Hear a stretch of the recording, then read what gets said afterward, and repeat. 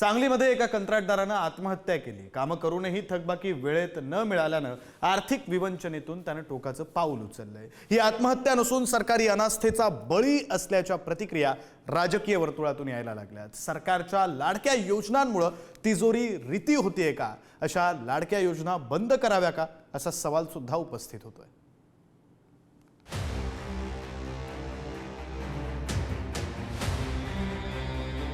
सांगलीच्या तांदूळवाडीमधील हर्षल पाटीलनं मोठं स्वप्न उराशी बाळगलं, मात्र हे स्वप्न पूर्ण करण्यापूर्वीच मृत्यूला कवटाळलं।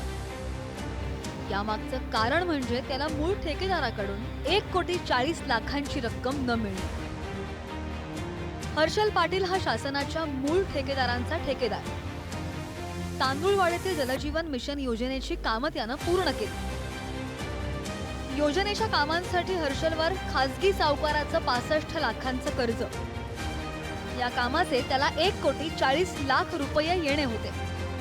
पैशांसाठी त्यानं शासनाच्या ठेकेदाराकडे वारंवार तगादा लावला होता, परंतु शासनाच्या ठेकेदारांनी त्याला रक्कम दिली नव्हती। उसनवारी घेतलेल्या पैशाचं वाढणारं व्याज आणि थकीत रक्कम यामुळे हर्षल पाटील चिंतेत होता। नैराश्यातून शेतातील झाडाला गळफास घेऊन त्याने आत्महत्या केली। हर्षल पाटीलची आत्महत्या हा सदोष मनुष्यवध आहे।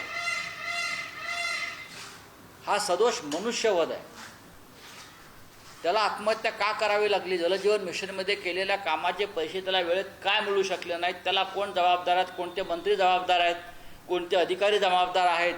त्यांच्यावर सदोष मनुष्यवधाचा गुन्हा हे दाखल करणार आहेत का? हर्षल पाटील त्यांचं नाव आहे।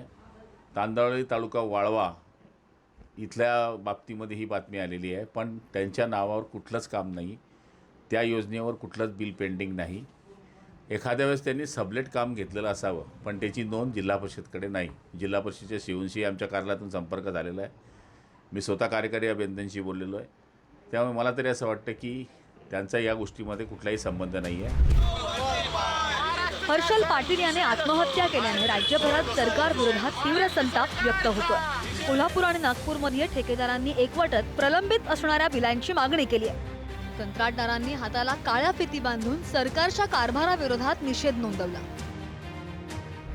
मागील 2 वर्षापासून आम्ही शासनाकडे मागणी करत आहे की बा आमचे पेमेंट द्या। सुमारे 89,000 करोडचे बॅलन्स पूर्ण महाराष्ट्रात सगळ्या विभागाचे प्रलंबित आहे। त्यानंतर आमचाच नंबर लागणार आहे आणि आत्महत्याची सुरुवात होणार आहे। दुर्दैवानं ती घटना काल घडली।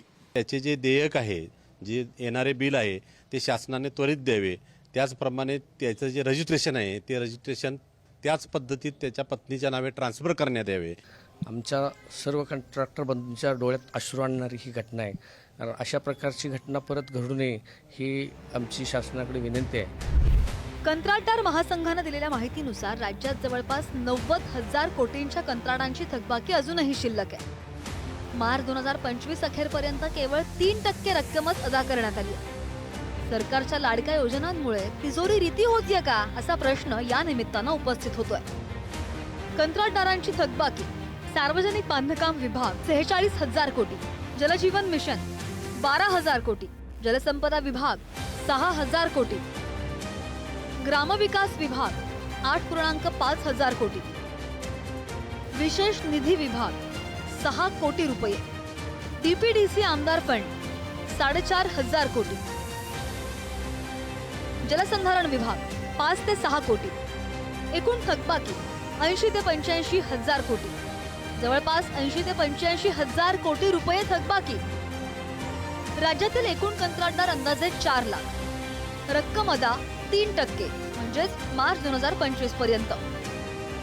हर्षल पाटील याची जी आत्महत्या आहे, वर्षभर जर तो हक्काचा पैसा मागत असेल तर ही आत्महत्या नसून कुठेतरी हा खून आहे, जो सरकारने तिथं या युवाचा केलेला आहे।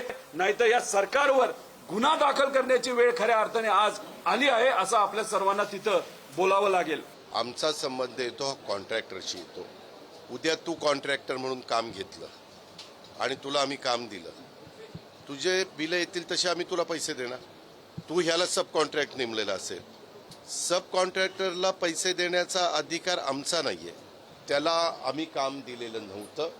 काम दुसरा कॉन्ट्रॅक्टर करत होता, त्याच्या हाताखाली हा कॉन्ट्रॅक्टर काम करत होता, अशी आज सकाळच्या 10च्या मीटिंगमध्ये माझी माहिती. अभियंता हर्षल पाटील यांच्या आत्महत्येमध्ये नवा ट्विस्ट निर्माण झालाय. हर्षल शासनाचा ठेकेदार नसल्याचा दावा जिल्हा परिषदेचे कार्यकारी अभियंते करतायत. तर या प्रकरणी चौकशी करा अशी मागणी स्टुडंट फेडरेशननं केली आहे.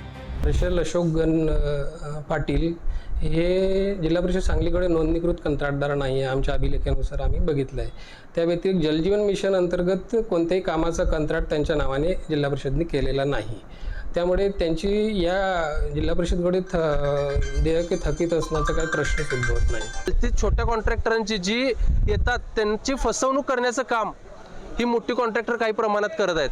ह्याचा देखील काहीतरी अभ्यास होणं गरजेचं आहे. अशी आमची सर्व विद्यार्थ्यांच्याकडनं स्टुडंट्स पॉवरकडनं मागणी अशी आहे की ह्याचा पूर्ण सखोल अभ्यास झाला पाहिजे. पोलिसांनी याचा पूर्ण डिटेल अभ्यास करून संबंधित ठेकेदारावर गुन्हा दाखल व्हावा. शासन एकीकडे महत्वाकांक्षी योजना राबवते आणि त्याच योजनेची बिलं मिळत नाहीत म्हणून तरुण अभियंते आपले जीव गमावतायत. हर्षल हा शासनाचा मूळ ठेकेदार नसला तरी त्याने पदरमोड करून शासनाची कामं केली होती. परंतु शासकीय योजनेत पिचलेल्या हर्षलला आपला जीव गमवावा लागला. हर्षलच्या आत्महत्येला शासन जबाबदार की शासनाचा संबंधित ठेकेदार जबाबदार, ही बाब जरी निराळी असली तरी शासनाच्या एका महत्वाकांक्षी योजनेसाठीच हर्षल याचा बळी गेला हे मात्र नक्की. स्वप्नील पाटील, पुढारी न्यूज, सांगली.